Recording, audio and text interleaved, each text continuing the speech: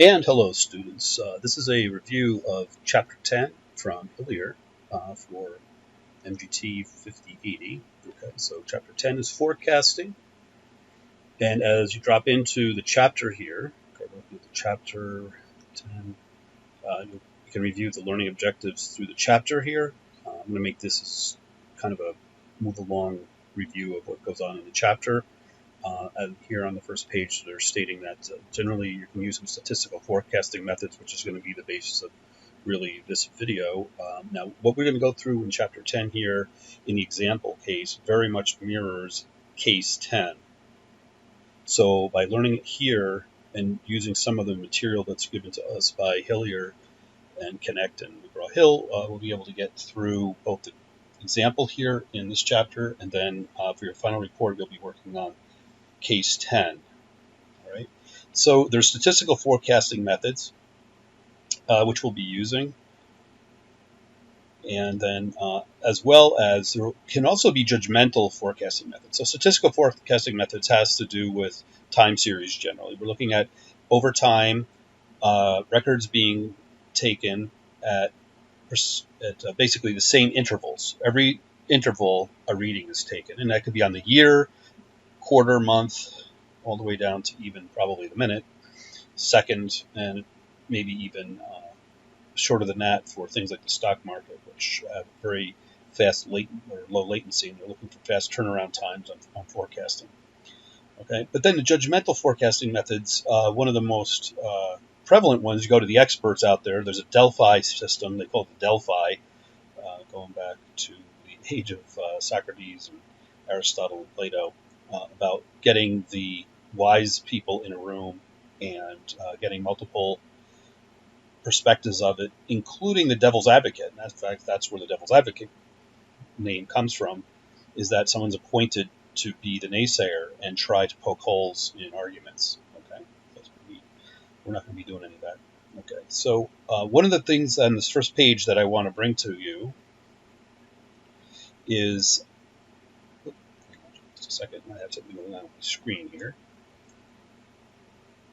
All right, there we go. And there's a tab, or there's a link here right at the bottom of this first page, and it refers you to go pick up a set of files. It's a zip file for the sample that's going to go on in this chapter. So you're going to want to do that. I provide that, but you can also download that yourself. Okay. And just like in the real world, it's very interesting. This isn't a one-for-one. These files that you download, you actually have to ascertain what are the important files. They're not that clearly labeled, and you have to go through the files and figure that out. It's very much a real-world problem here. It helps you figure out in context as you go through this problem that's given as example in the chapter. It kind of gives you the real-world effect. Sometimes you're just handed a packet of information, and then you're left to go figure out, make sense of it. Okay, and that's what I'm saying about this.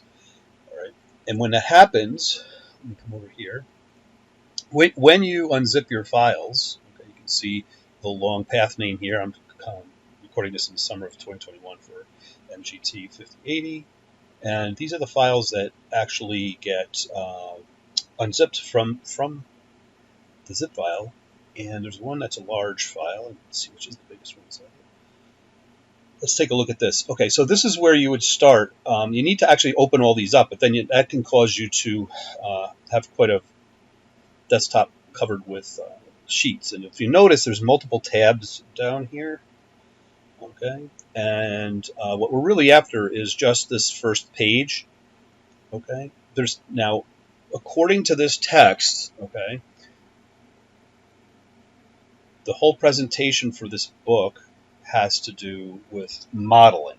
So you are provided with Excel sheets that are already developed so that you can figure out which parts of the files of these Excel files that you need to complete. Okay, so if we look through, just out of interest, we look at through some of these other tabs here. I'm going to tell you something that I don't think they come to play in the example in the chapter. What we're really after is, this is the starting point. Okay, the first sheet here is the starting point. And what I do is I break that out and I send it out to you. You should have that as an individual file. We went and used this in class. So I'm going to close that. Here's that file. Okay, so it's chapter 10, call center data. And so this is the core data. All right. Now, so what we're going to look at, go back to the book here. I'm going to go to page 2. Okay, it's up for you to read this, and that's covered in the Learn Smart or Smart Book assignments. So you'll have to go through this and read this and interactively answer those questions as you go through this and read this. Okay. And they start out very simply here about a forecasting problem, and then start building upon it. And they give an example of some company that makes microprocessors, integrated circuits. Fast Chips is the name of the company, this alleged company. And they have some monthly sales data here. Okay, so what can we do to forecast the next month? Okay, so we're taking it right back to the beginning here, uncomplicated. The actual math in here, if you basically memorize these formula that we have, it's a model based, so that we're going to be using spreadsheets, but you should really understand what the basic few forecasting techniques are. Okay. So if we take a look at some of the forecasting techniques, the last, or sometimes they call it naive. What is the naive or the last value forecasting method? Your best guess could be, starting right here, right now, could be just that if this was the most previous month, the next month would just be the same sales as the last month, 28, whatever it was. They didn't even say how much, in thousands. This is a volume? Yes, this is in volume, not dollars, okay. I think they're saying that there's 28,000 microprocessors are sold, okay, which you can convert to dollars at another time. All right. So you have a naive or less value forecasting. But now all of us are fine with just averaging. What's the average of these numbers here? Okay, right? That would probably be one of our next guesses was, well, what's the average? All right, we'll probably be a little better than that. And the average out of these readings is 25. So keep track of where we are. We started out with 28, and here we have a different model, and we said, oh, 25. Okay, so we have two different models. Now keep in mind, there's going to eventually be the actual. You're forecasting ahead of time. We watch for the period when the data comes in, and then we look how close our forecasts are. So I don't know where we're going to go yet with this. We just know that the forecast from the first model just says use the naive approach, and the forecast from the second model just using a basic time series average over 6 months. Okay, all right. Okay. So now one of the next process here could be the moving average of the forecast method. You just decide how many terms or periods you're going to include in your average. Okay, and then this would be an example when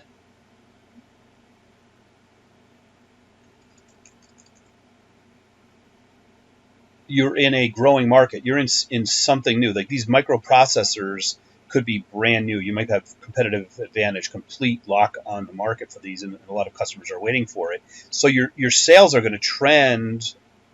Uh-oh, that's something to consider here. Okay, there could be a trend. We're trending upward. Okay.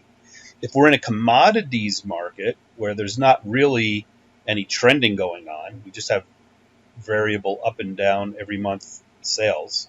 Okay, then we could just use the regular average. What's the average that we spoke about before? But now the idea there is we don't want to be bogged down by periods too long ago, because they're not indicating a trend we may be on. We might be in a growing market, right? So what we want to do is get an idea of an average. So the average between these three numbers here, the average would be right here. So here's our y-axis, the value associated with it. And if you look at it, it would be something like, so this is month, usually what you do, you can work backwards, and you call this, this is month minus 3, month minus 2, and month minus 1. Okay, so you have to consider in the problem and discussion what the context is of what the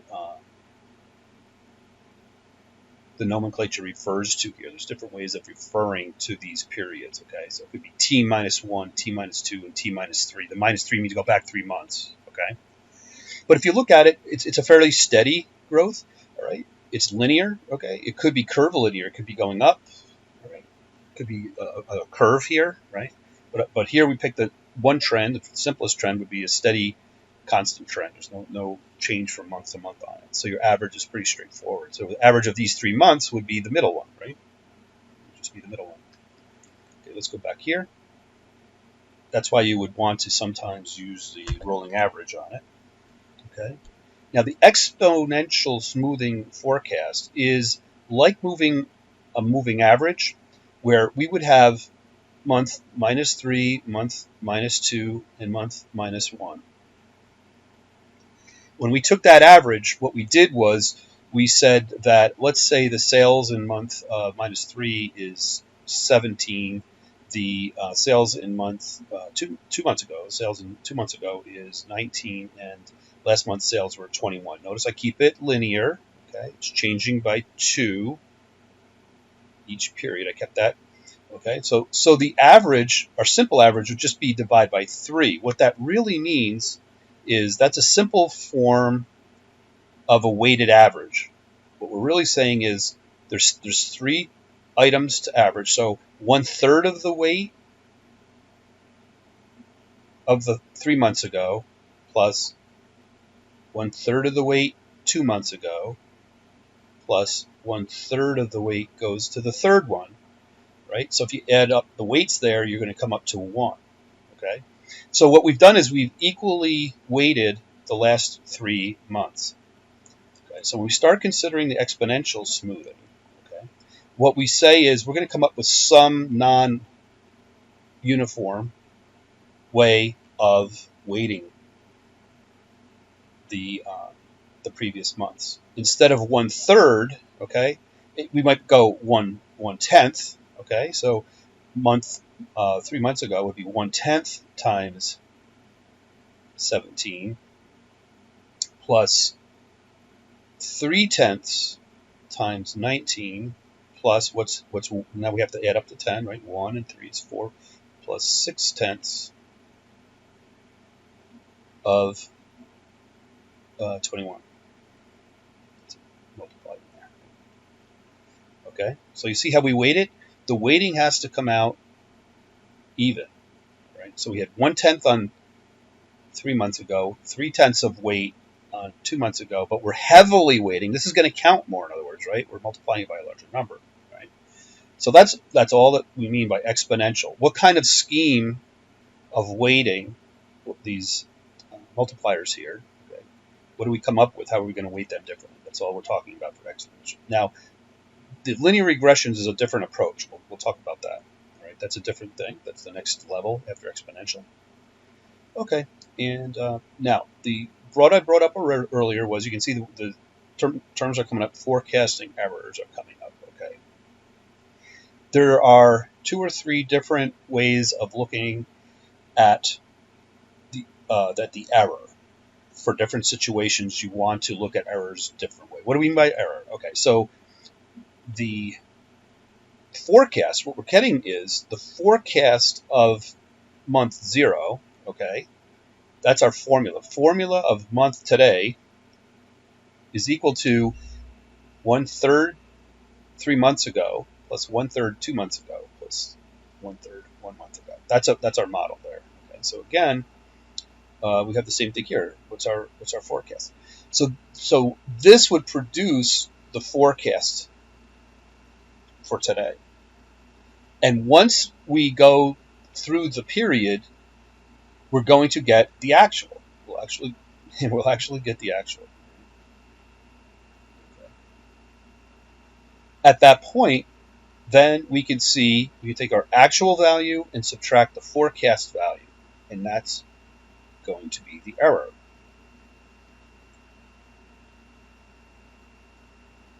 Now we do that for every period. So every period you're going to end up with, I'm going to put a little line here and say for every period we're going to evaluate what the error is. Okay. Now the 2 that we're going to speak about in the book and in our example coming up in the book and in the case. The case parallels this problem in the book. That's the point of what we're getting at here. It's going to help you get through the final report, which is based on case 10, or chapter 10. Mean absolute deviation is MAD. Okay, this is not going to be a hard concept to understand. We're going to go right to Excel on this. We did this in class, and we'll show it again here. All right, so you have the mean absolute deviation, and the other error method is called the mean square error, or MSE. Okay, and I believe we're going to touch on MAPE. Okay, so that's the mean absolute percentage error, and they're all somewhat related. Okay, if you can understand one, you just have to remember what the other two are. Okay, and it all has to do with this. What would be MAD? The mean absolute deviation. Okay, so if we had numbers of forecast, like I'm going to put our actuals first. 13, 15. I'm going to make this really simple. I'm going to make let's say 19, 21. Okay, make it very linear. So you can obviously see our sales. Let's say this is sales units of microprocessors. 13,000, 15,000, 17, 19. You can see that I just chose the odd numbers going up. That's going to show a little bit of a trend in there. Okay, so these were our actuals. But what if we predicted 10, 17, 15, 20, 23. Okay, I just very arbitrarily picked these numbers. I haven't used a model yet. Whatever the model is underneath this one, I'm not worried about. So what is the mean absolute deviation? Think of the words. It's going to be the means an average, like the average of the absolute deviation. So we're going to subtract.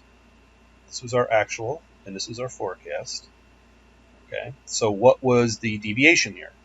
For each one of these, we go through here. So 13 minus 10 is 3, 15 minus 17 is minus 2, 17 minus 15 is 2, 19 minus 20 is minus 1, and 21 minus 23 is minus 2. Okay.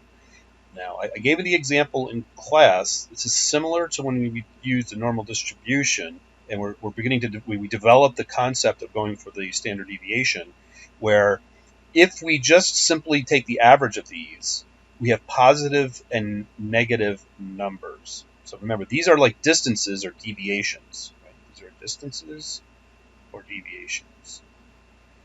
All right? And what ends up happening is some of them are going to be greater than 0. Some of them are going to be less than 0. And if you add these up, it's going to trend towards a 0 value. We're losing information here because we're treating the direction of the numbers. We're treating it as positive and negative. So the absolute, that's where the absolute comes into this. If we did add this up, what would we get? We would get 3 minus 2 is 1, 3 minus 1 is 2, minus 2 is... And I just did this by randomness, and it actually does come out to 0. It's actually a perfect example here. If you add these up, it just shows that the average... If we're looking for the average deviation, it would be 0 over 1, 2, 3, 4, 5 would be 0. We can't work with that, right? That doesn't make sense. So we're just going to use the absolute value. That's why they call it MAD. Okay, so we're just going to use 3, 2, 2, 1, 2. Okay, so if we add those up, now we have what? 3 and 7 and 8 and 10. Okay, so the total of all the deviations was 10 divided by 5 is equal to 2.0. Okay. Right. So now, what's the mean square error? Okay. Now, it's very much related to this. And it also, as an analogy, going back to when we did normal distribution, when we got into deriving the standard deviation, we ended up, if you remember, our ad map was the sum of all the points, take each point of these and divide by 9. So that our ad map, average distance to the mean of all the points, if we just let it go as this, would tend towards 0, like I just showed in this example. That's the analogy in parallel to this. Okay.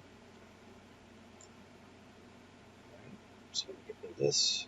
Instead of just taking the difference, let's read. That's green.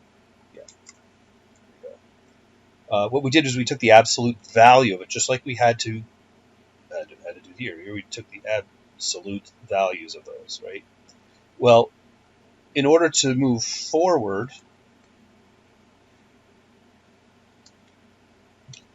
in getting to the standard deviation, these, okay, if you remember what we did is we squared the difference, so we always got a positive number. Okay, so in this case,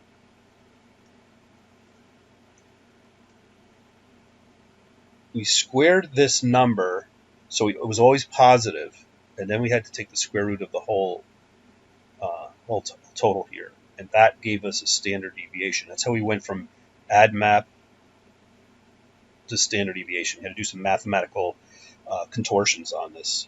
All right.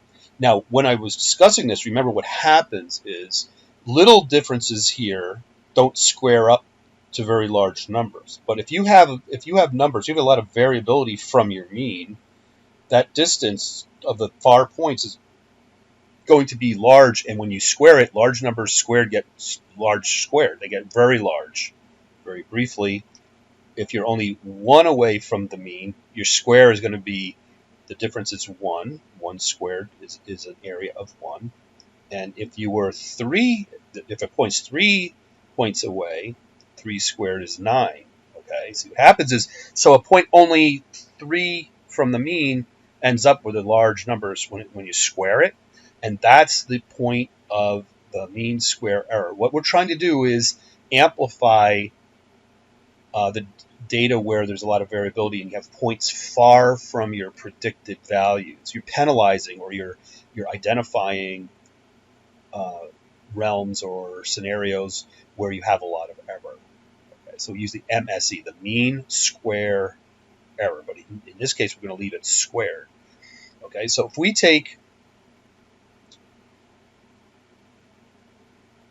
here's the distance or the deviations here, right? So this is the map. This was the med. And then we're going to do the MSE. Okay, now we want the mean square error. All right, so here we could just square the original distances here. 3 squared is 9, minus 2 squared is 4, 2 squared is 4, minus 1 squared is 1, and minus 2 squared is 4. We add those up, and we have 12, 13, 22. Okay, so those are the squares divided by 5 is going to be 4.4. So notice how, because we're squaring the errors, the average of those squares is going to be larger. It's 4.4 compared to 2.0. Okay, so let's go back. That was a little precursor to what happens here in the book. All right, that's really all they go through. But we used a simple system here. Now we're going to go through their example. Okay, let's go to the next page here. All right, the Computer Club Warehouse is a call center, and it has to do with monthly. Let's see what we have here. Hardware. Okay, these calls come in puppy call center. All right, 24/7, dozens of agents.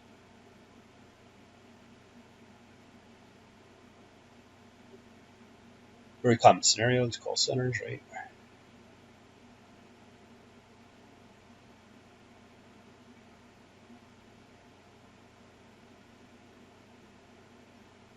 So we have Lydia Weigelt. Okay, I believe that she remains the person that we're responding to in our case, as well as this example problem here. Okay.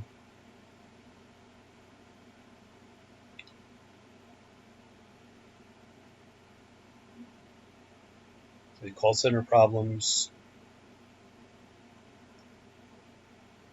recording the volume here. Okay, she's going by quarter. When she knows how many agents are not retained at the end of their probationary period, she makes a decision how many new agents to hire to go through the. All right, very typical scenario. Okay, how many people didn't really ever figure out the system and get successful with this call center being on the lines there? So she has developed an excellent procedure for estimating the staffing level needed to cover any particular call volume. All right. Okay, so let's include. Yeah. Okay. So the data here is where we start. Okay.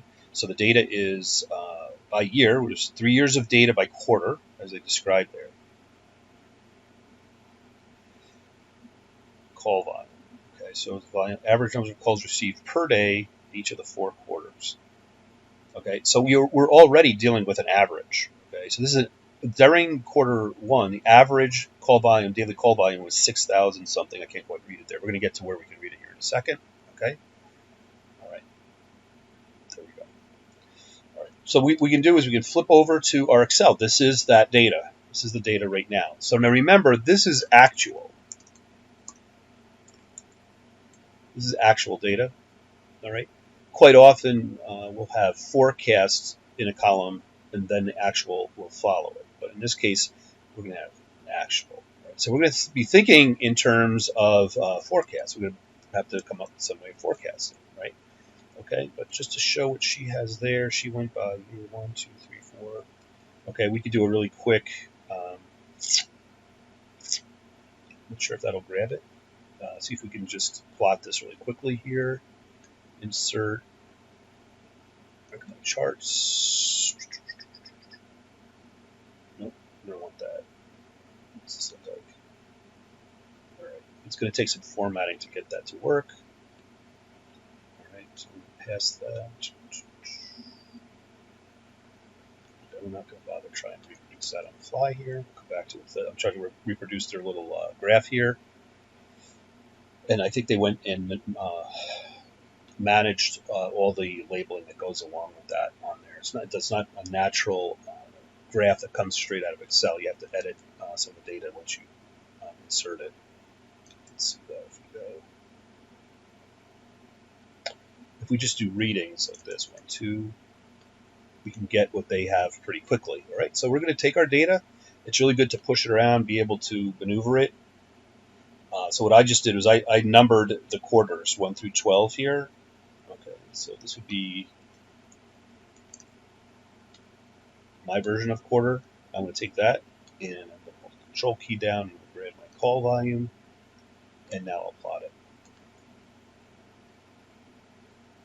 There we go. Now they used what? Let's take a look at what they used. They used a line chart like that. And so we want a line. It's going to look something like. Sure, why not? Okay, so that's the same thing that they have. All right, and then you can go and work on labeling so that it's accurate. Let's look what we got. Pretty close to what we got. All right. So we just want to start maneuvering on our data and making sure we're getting an idea of what it really means. Okay, so quite often data can be very cold when you first look at it. So you have to get in there and start getting the feel of what's going on. Sure, okay, 3 years, and it goes by quarters. All right. So it's really nice to plot it and just get an idea. Now that goes along with the call volume. That's getting us warmed up for the next things that we have to do. Okay. All right. So if you read the description here, they believe that they get a bump in the 4th quarter. So there's a seasonality. Seasonality means there's basically 4 seasons in the year, right? Okay. So when you talk about seasonality, it's cyclic, things that are cycling within the term of a year. Okay. Then there are also things that you talk about as full cycles, and it's something else besides, we talked about retail Black Friday, right? And basically what this problem is mimicking is things in retail. Companies aren't in the black till Black Friday. That's why it's called Black Friday. All their investments pay off from the day after Thanksgiving on through the end of the year, and then everything pretty much quiets down. All right. Now, and I'm sure that they're noticing because of COVID and other societal changes that the cycles can be quite different. I've noticed that in business myself, non-retail business that I did, that January it used to be a dead month for anybody, and it was a planning month. It's usually an investment growth month where you're trying to set the next year's goals and figure that out. And that actually changed over the last about 10 years. And that's anecdotal information or anecdotal observation, but things do change in different businesses. Okay, so the forecasting model, 4 quarters. All right, so we got that done. The 25% rule says, but if you read this, which you can freeze the video and take a look at this or read it as you're going along in your own Connect system, that what they figure is that the December has a 25% bump from the previous quarter. You have to read the definition closely here, just understand what they're going about. So the forecast for quarter 2 is naive, what we called it. It would be the call volume for quarter 1. The forecast for quarter 3 is the call volume for quarter 2, and then the forecast for quarter 4 is 1.25 times that of 3. But then you have to consider the next quarter 1 of the next year needs to drop down again by that 1.25 again. Okay, so they just laid up a model, all right? It's a very arbitrary model. You could have your own wherever you work, and you have to just go by that. Okay, so what we can do is we can punch that in. Now, what you can see forming down below here is one of the worksheets that are provided for the problem. Okay, so that's how the case will work for the final report, is that you're going to be given a number of these worksheets for the problem and have to be able to make the calculations and answer the questions Lydia is asking us. Okay, so let's go in and we're going to make our forecast. It's going to be equal to, all right, so the second quarter out of 12 is going to be equal to the first quarter. Okay, and the third quarter is going to be equal to the second quarter. But here's we get to the fourth quarter, and we have to say this is going to equal 1.25 times the third quarter. Go. Okay. And then what? Then it says in the next quarter here, we have to say the first quarter is going to equal the previous quarter 4 divided by 1.25. Boom. Okay. And then we're back into second quarter is equal to the first, third is equal to the second, and the fourth is equal to 1.25 of the third, and the first is going to be equal to the fourth quarter divided back down by 125, and we're back in the cycle again. It's equal to, okay, second quarter is equal to the first quarter, third quarter is equal to the second quarter, and the fourth quarter is equal to 1.25 times the third quarter. Okay, this is where it gets interesting, because now we can actually predict for 13. This is an honest prediction here. Okay, so what do we say? 13 is going to be equal to our next predicted is going to be equal to, it's going to be a first quarter again, so it's going to be equal to the fourth quarter divided by 1.25. Try that again. Is equal to, oh, I forgot the decimal place. Or did get it in there. Okay, let me just check we have this right. So that's D4, D5.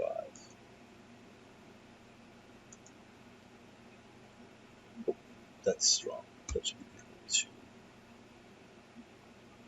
fourth quarter over 1.25. I had a feeling I might have picked that wrong.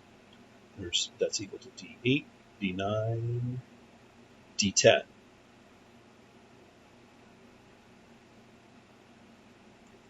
Equals is another one. This is wrong. So this is the first quarter. It's going to equal the actual divided by, I used the forecast. That was my problem. There we go. And that is equal to 12, 13. That's correct. 14. D15 over. Now I have it right. Okay.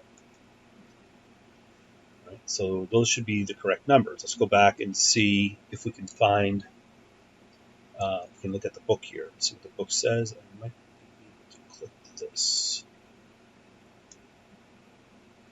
Make it larger. There we go. Yeah, I can make it larger. Let's see what we've got here. The forecast 6809, 6,465. So good. you'll know if we have an error if we don't have, say, that prediction correct. What's the fourth quarter down here? 9936. Okay, just double checking, making sure we're doing that. Okay, and then our forecast for the 13th quarter would be 7720. Okay, now this is the part that we're interested in. Okay, so we're moving here pretty fast. Let's do what is the error? Okay, so we're going to use this error quite often. Okay, so we're going to say the error here is going to be equal to what? It's going to be equal to the actual minus the forecast, right? Bring that rate down. Okay, so we can't do it for, we don't have the actual for our predicted 13th quarter. Okay. Okay. So what they did here is they took the absolute values of all these already. Understand? Okay, so what I did was I just took the raw difference, and it includes a sign on what side of the actual was the error. Well, what does this mean? We're down by the actual minus that is a difference of minus 344 in the first case. This would be the second quarter. The first quarter that we can measure is the second quarter, right? Because that's the first time we have a forecast. That's where we start taking these measurements. Okay, so this is what I would do. Is the way that they interpreted this is they would take the absolute value of the difference. Okay, we saw that in the quick example I gave. I showed where this is the MAD, the mean absolute. That's why they put the word absolute in there. Mean absolute deviation. Okay, I just turned them all positive. There we go. I'm not really quite sure where they're rounding, because if you notice, we have some decimal places where they don't. I'm not sure where they're rounding yet. So we'll see if we get an exact number or if we get an approximate number. It might be a rounding error. Okay, so the forecasting error, we just calculated that really pretty quickly. And let's just do the mean absolute deviation. They put it up over here somewhere. So we'll call this MAD, and what they put it next to it. So we'll calculate that. What's the mean absolute deviation? That's going to be equal to the average of these numbers. And we got 423. They were rounded up. If you round it up, we get 424. Correct. Okay. So now let's do the mean square error. Okay. And what did that mean? We had to take each of these. We had to take the sum of these and square them. Okay. So what we need to do is square each one of these. There's not really not that I know of, there's not a mean square error. I don't know. Just try that out. Equals mean. No, there's no such formula. I just wondering if it happened to be built in. It's a common formula to use. Okay, so what do we need to do? We actually have to calculate.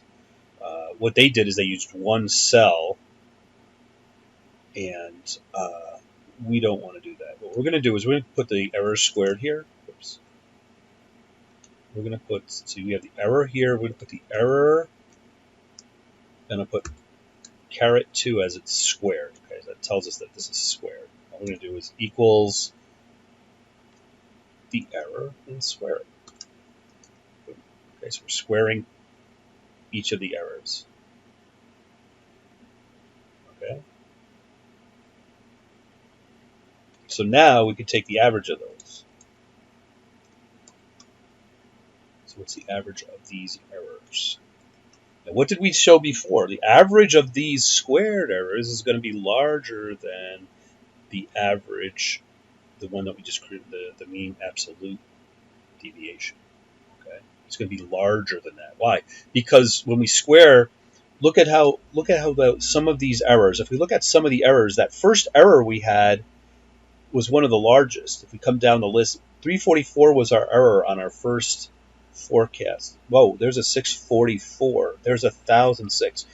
So what happens is when you square these, some of the larger numbers are 344, 644, 1,006. We want to, in a sense, identify, or if you want to call it, penalize our model for having large errors. Wherever there's a large error, it's going to get amplified in squaring it. Okay, so the average of that is going to be 317,000, okay, compared to 423. That's because this is a square. We've left it as a square. And sure enough, that's what they have there. Okay. True forecast. Oh, okay. So they created a plot here, and let's see if I am going to see if we can find the file that is associated with that. Okay, let's see, averaging, let's see, seasonality averaging. Let's take a look at the averaging file here. So this is of the provided template for averaging. So see, they've given us these templates. These are what you're going to use for the case. Same ones that we're using here, we're going to use for the case. So we would have to put our true value in here, and then we'd have to put in, you calculate our forecasts, all right? And say they actually have the numbers in here. Let's see what they've got. If they do a little error checking in here. So they have to see, notice a formula. They have formulas in here. Okay, and the way to check formulas is control, on a PC, is control tilde, and that will just show us wherever there are formula in here. It flips it if I hit control tilde back and forth. Okay, so this is the natural state. If I hit control tilde, it will show us the underlying values here. Okay, so that's just to give you an idea that that's how you're going to use these templates. All right, so let's go back to the problem in the book. Okay, let's escape out of there. So we've pretty much taken care of that. Let's see, they actually show the formula here. See, they have a composite image, and what they did is they took screenshots. They actually did what I just did, took screenshots, and then created this composite view. All right. So they have some named ranges here, which I hadn't bothered to do here, but you notice, see, in H5, okay, they did this a nice, clever way. They show H5 here, so H5 MAD, and they're showing down here what the formula is up there. That's what everything down here is talking about. Here they give you the range names, okay, the range data, right? Okay, so we can do that too. Okay, that's just nice flourishment on this. It actually starts, simplifying it, and it's good for explanatory and sharing reasons to name ranges and whatnot. Okay, that's all we have going there. That's as far as we needed to get.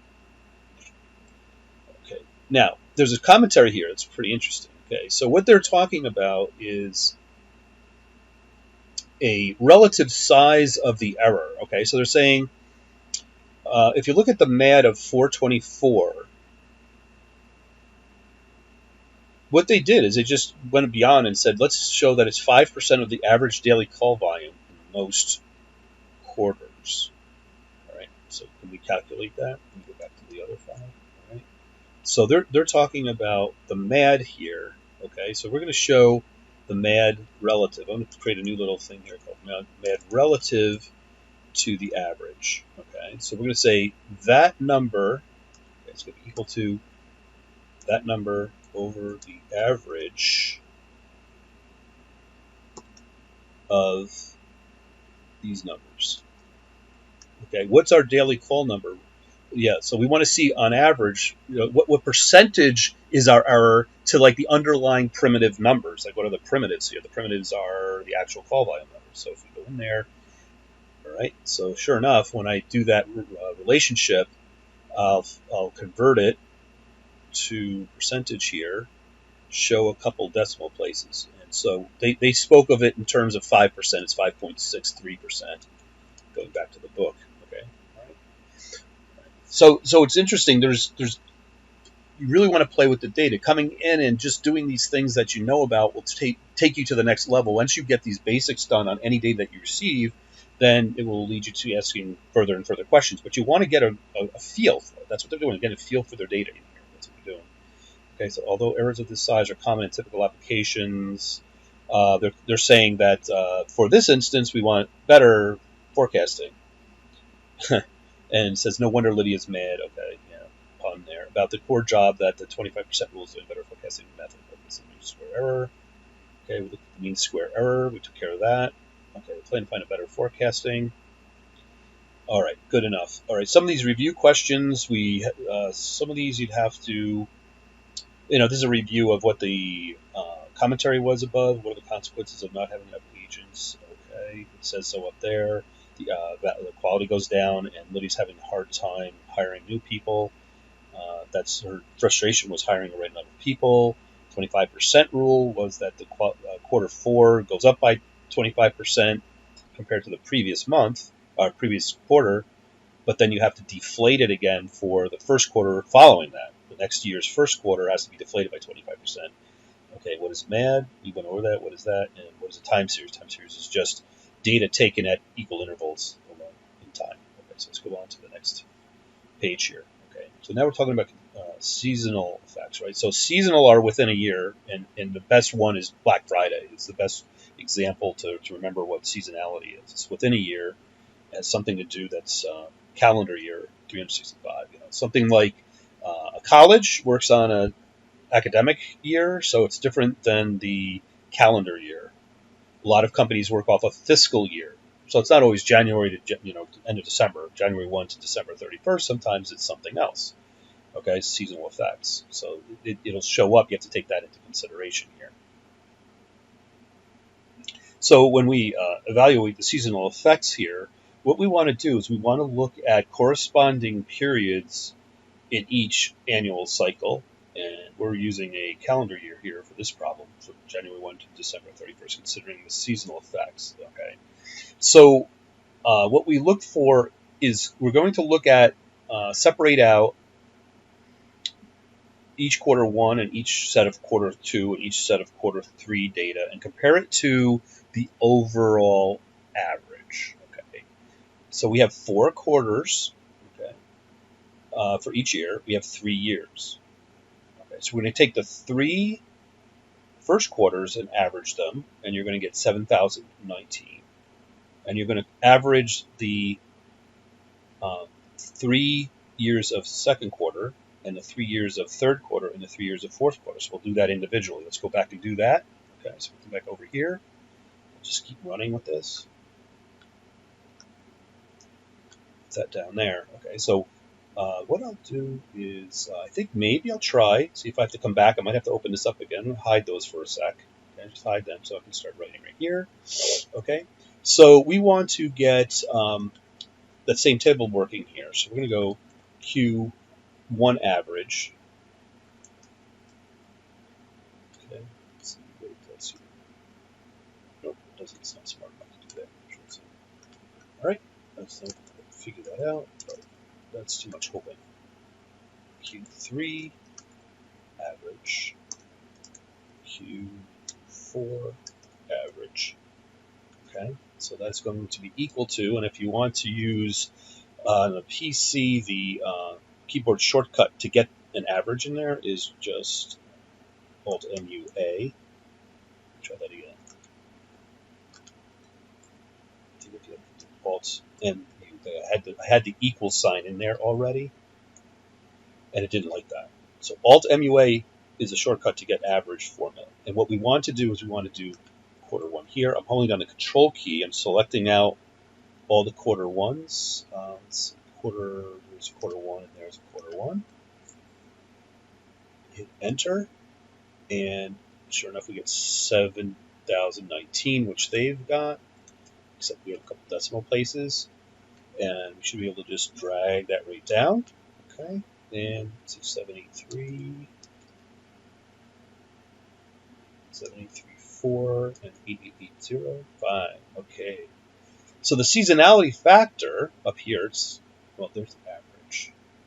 State the seasonality factors down here. Seasonality factor is for that period, just average it over all 12 reasons, the average of the 12 readings of all sales periods. All right, so that's the seasonality factor, we'll call it. Okay, so we'll call it season factor .1. That's quarter one. I'll put .Q1. Quarter one. Okay, possibly it's smart enough to figure this one out. It sure is. You got to pick how you name things. All right, so figure that out. So we're just going to say equal to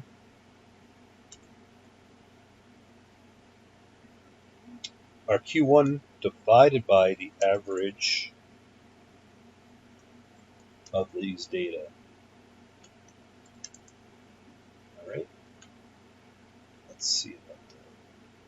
What we want to do is I'm going to grab that range and I'm going to use F4 to make it absolute referencing. That way I can just drag these down. Let's see what we get. We have a 93, a 90, something like a 99. Yeah, 93, 90, 99, and 1.18. I'm looking at the rounded values of these. Okay. So they just show that there. All right, so we're all good. All right. So we came up with what they've got. We're just tracking on this a little bit. All right. Estimate for seasonality factor. As a matter of fact, in their form or in their worksheet that they provide us somewhere, it actually came up with the exact same numbers that we have. So now we have these seasonality factors. Now we're going to use the adjustments that we just calculated here. And for each, we're going to watch what happens. We're going to pick one of the forecasting methods, but we're going to use the seasonally adjusted numbers first to use each of the forecasting methods that we've already been through. So let's just go through this. When we come back, okay, so here we are on the Excel sheet, and I'm going to just color these a little bit so our eyes don't blur over while we're looking at them. That's what we color here. So let me color orange, whatever's peach, and put another color in there. Fine. Okay, so these are our two sets of numbers that we use to come up with our seasonal factors. What I'm going to do is I'm going to show the rest of what we've already hidden here. Let's bring that back online here. Unhide it. Okay, so this was previous calculations of MAD. Relatively, we said that the MAD relative to the average of the 12 call volumes of the 12 quarters was 5%, and the mean square error is a large number called 317,814. Okay, so now we need to create, let's see what we need here. I'm not sure we really need these. Okay, so if you remember, I'm going to hide this first. Let me hide this. How did we get here? Remember that the method that we used here was going to be the Q4 colon 1.25 factor. Okay, remember that was the forecast that we had here. Every time we hit the fourth quarter, we multiplied the third quarter by 1.25, and then when we returned to the following first quarter, we had to undo all that and divide by 1. That was the technique that we used in here. Okay, so what I'm going to do is move these out of the way a little bit. Control X, take them out. These are going to be for reference. We need these. Okay, I'm going to put them over here. Just give us a lot of space. Okay, and now we're going to use. We're going to return to one of the simplest forecast methods here. We're going to use the naive or the last reading, the last data prediction, which is whatever it was the previous month. We're going to predict that for the going forward here. Okay, we're just going through this exercise. We're going to show how to show seasonality here. So the way that we do that is we're going to go to. So this is the old forecast. This is that 1.25 method. I'm going to gray that out a little bit. Okay, just going to keep that in perspective. That was one way we thought that was a good way of forecasting. Hasn't gone away yet. What I'll do here is I'm just going to remove. Not sure why it's not doing it, but I'm trying to remove the decimal places here so that they line up. Okay, so that's more like what we can see when we go over to the book. Okay, so we're going to have a new forecast. It's going to come out over here somewhere. But what we need to do is we need to add seasonal adjustments. Okay, so seasonal. I guess I'm going to have to go to 2 lines here. Oops. Adjustments to each of our quarters. Right. There we go. Seasonal adjustments. And what we're going to use is we're going to use our seasonal factors over here. There we go. have to spread that a little bit so we can read it. Okay, so we have, if it's a Q1, we're going to adjust it by 0.93. And the way that we do that, let's find it over here in the book, seasonally adjusted call volume, is we're going to take the actual call volume and now we're going to divide by the seasonal factor. We're normalizing all the data to an average, is what we're doing. Okay, it's a little bit of a step here. Okay, it just says that here we need to take our actual call volume and divide by, it's the first quarter, right? It's one of the first quarters, and divide by that number there. That's our seasonal adjustment. Okay. All right. Now the next line, we're going to take the actual and we're going to divide by Q2. This is going to be a Q3. We divide that by the Q3 adjustment factor. 4 is equal to that over its adjustment. Okay, and we have to just go through this. So you can speed this through. I'm going to do this real time. You can speed up the video to get through this. Equals that 1.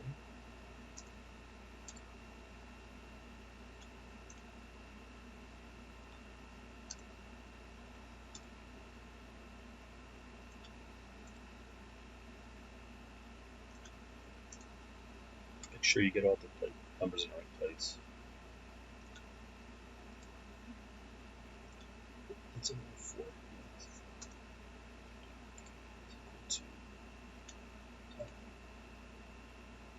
That. Maybe a quicker way to do it, but it didn't dawn on me. There we go.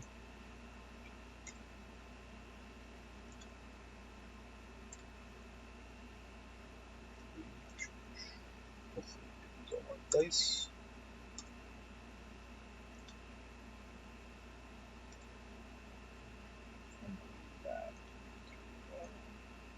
And just for the fun of it, we'll put that one in there too. Well, that's the forecast. Okay, I'm going to pause this here. I might have to fix this. I might have got offline here. Okay, I just had to fix the last one. And that had to be equal to, so J15 is equal to D15 over T17. I have to be careful I got that one. Okay, so we got that all straight out. So these are the seasonally adjusted numbers. Okay, so now with the naive approach is, what was the last reading? What was our last reading? So what we're going to do is we're going to say the last seasonally adjusted number. Okay, so we're going to say Q2, year 1 Q2 is going to be equal to the previous month. We're going to use those numbers. Now before I go do that, I'm just going to change the formatting on that because that's kind of crazy. Take out some of those decimal places there. Okay, let's clean that up. Let's center that up a little bit. Get our house in order. Okay. All right, so now this is going to be straightforward. It's going to be the last, just simply the last Q technique. We're just using the last quarter technique here. So the second one is going to be equal to the previous adjusted. Okay, so now we can just take that and bring this right down. These are going to be our, we're just using this as an example. And notice that I'm predicting the 13th quarter, okay, because I'm using the 12th quarter. I'm predicting on it. Okay, so let's take stock, go back to the book and see what step we are, where we are with that. Let's go back to the book. Okay, so we're back at the book again, and we just got through this part. We just did the seasonally adjusted call volume, right? We adjusted those, and then we did the prediction. We did the sequential forecast, right? So what did we have the right? 7322. Somewhere we have a little bit off here. Something's going on. 7322. Got some rounding error here. 7322.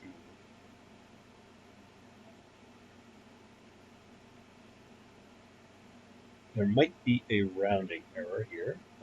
Okay, I have to play by the book a little bit here. They did a rounding. They actually rounded.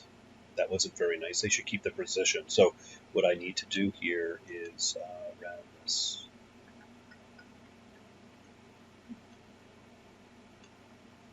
All right, so I'm just taking each one of these and I'm rounding them. That's why my numbers are different than theirs. Let's round all of that to just 2 decimal places. Okay, I'm going to pause. I'll do the other two so I don't waste everybody's time. Okay, so now that I rounded like they did, so they chopped off precision.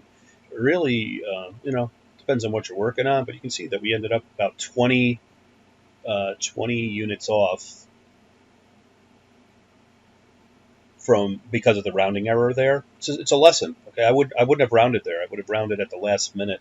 And in fact, in Excel, you don't really need to ever really round. You can just display numbers. You can round them by display by using these widgets up here. Okay, it's commentary about the choice that they made. Okay, right. So now our numbers should match there. 732. Let's go back to the book. 732 all the way down to, let's call it 8178. Looks like we have the same numbers there. Okay.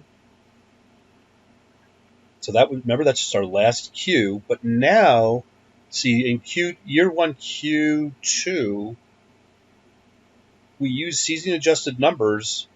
We were based on season adjusted numbers, but now we have to readjust back on Q2. We have to go back and use this seasonality factor from Q2 to bring it back out of the normalization that we normalized it to the average. Okay, so we need to now multiply by the seasonality factor of 0.9 because we're in Q2.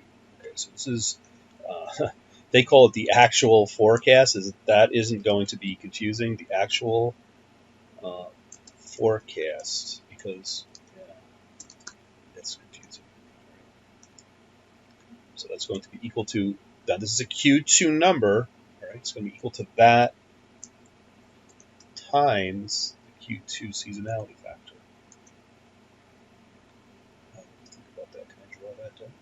Maybe I can't. And go that. Oops.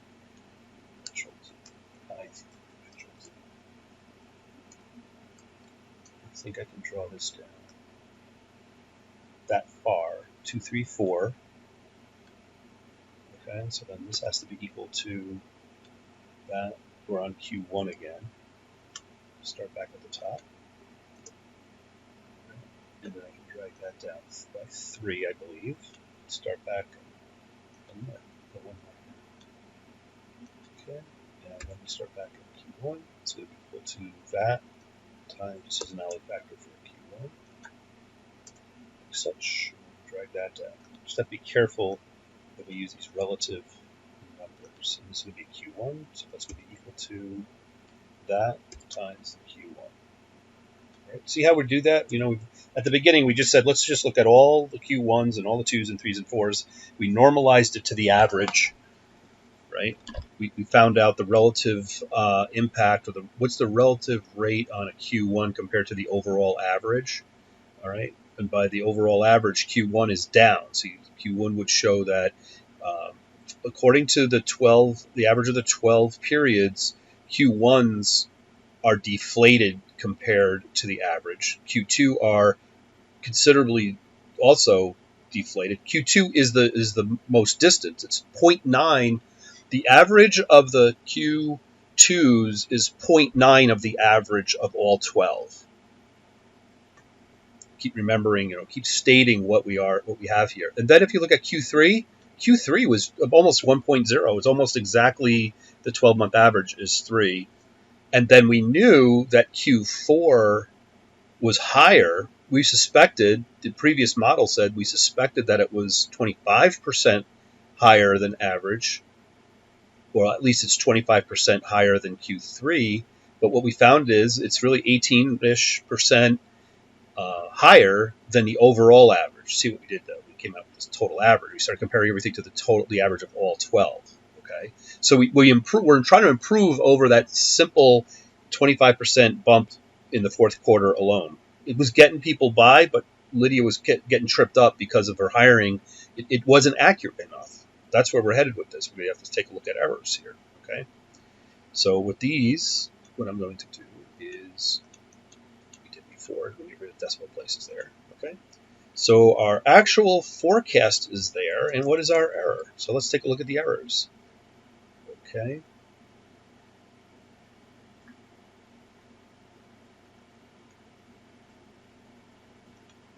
Okay, so just remember that these are our actuals over here for our errors. We don't have an error for the first one because we had no prediction on that. So what was our error? It's going to be equal to, let's see, we have D. Okay, so D was at D5 minus this actual forecast.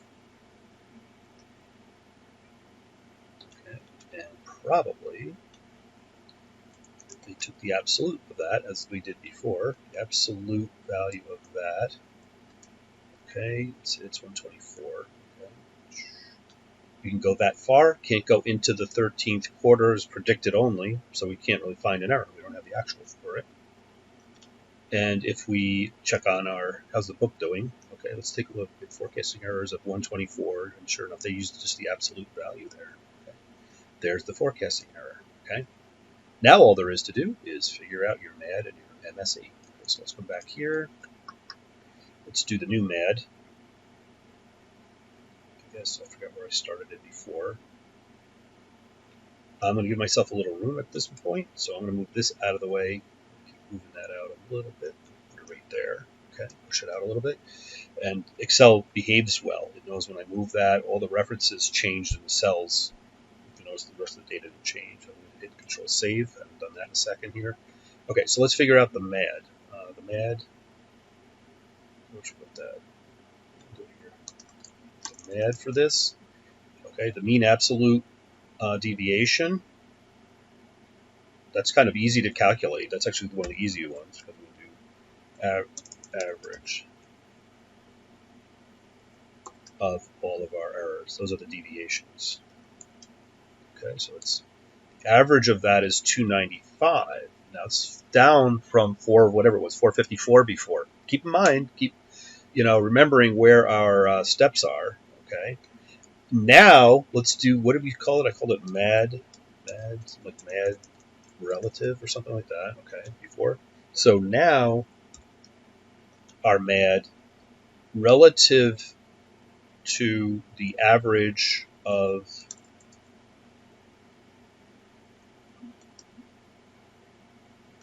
call volume numbers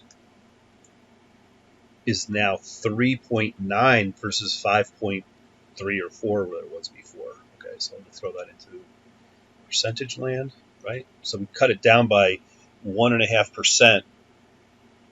Relative to our original numbers, our new prediction scheme had a relative error of 3.92%. So now we need to do the mean square error.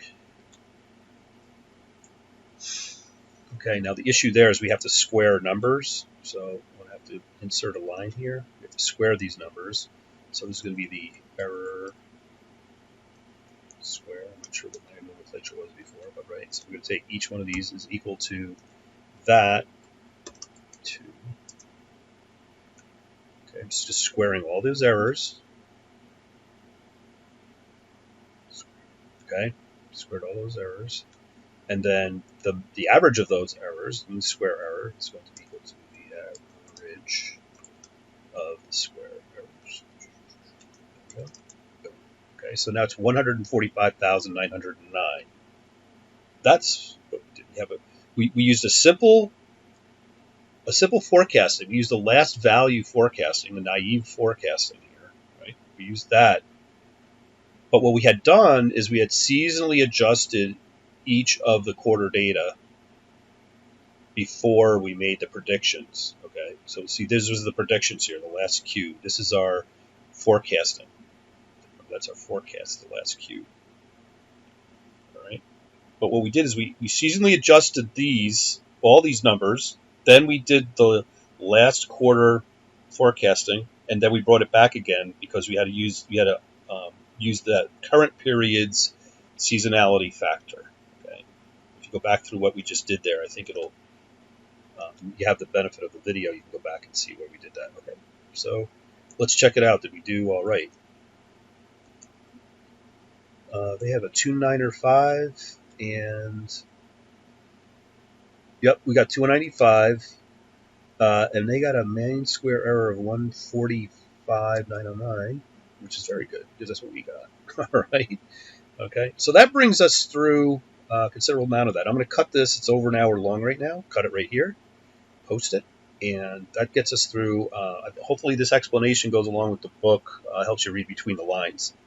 All right, I'll save this off, post it, and then go on into another